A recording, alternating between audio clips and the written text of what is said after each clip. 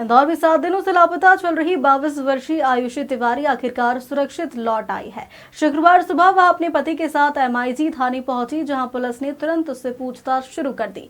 पिता ने छात्रा का पता बताने वाले को 51,000 रुपए का इनाम देने का ऐलान भी किया था। 23 अगस्त से लापता मध्य प्रदेश के इंदौर की रहने वाली आयुषी तिवारी आखिरकार मिल गई। गुरुवार को पुलिस को श्रद्धा के मंदसौर में होने की सूचना मिली।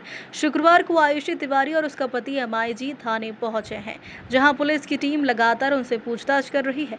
एडिशनल ACP राजेश दंडोतिया के मुताबिक आयुषी तिवारी सही सलामत इंदौर लौट आई है।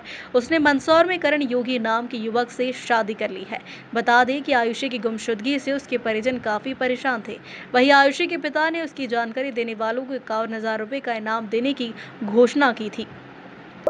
23 अगस्त को 5 बजे करीब लगभग अनिल तिवारी जी के द्वारा एक रिपोर्ट कराई गई थी गुमशुदगी की। उनके द्वारा यह बताया गया कि उनकी लड़की आयुषी तिवारी 2:30 बजे बिना बताए घर से चली गई है और गुमशुदगी की रिपोर्ट इस आधार पर लिखी गई और उसके बाद फिर CCTV फुटेज देखे गए। CCTV फुटेज लोटस चौराहे के पास मुझनगर क्षेत्र में अंतिम बार दिखे थे, फिर उसके बाद CCTV फुटेज दिखाई नहीं दिए थे। उसके बाद ऐसा माना जा रहा था किसी न किसी साधन से गई होगी और तभी जो परिजनों के द्वारा बताया गया कि इसका एक मित्र था सार्थक से भी बातचीत हुई।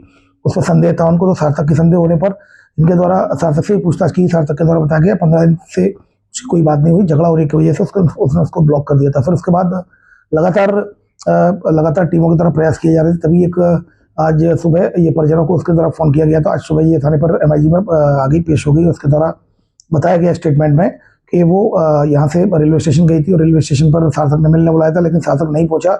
तो वो फिर ट्रेन में चल गई। ट्रेन में वहाँ पर उसकी मुलाकात करण से हुई। तो करण से बातचीत होने के बाद वो महेश्वर मंडलेश्वर में जाकर वहाँ उससे शादी कर ली। फिर उसके बाद मंदसौर गए, फिर वहाँ से परिजनों को खबर की और फिर वो यहाँ पर थाने पर आई है।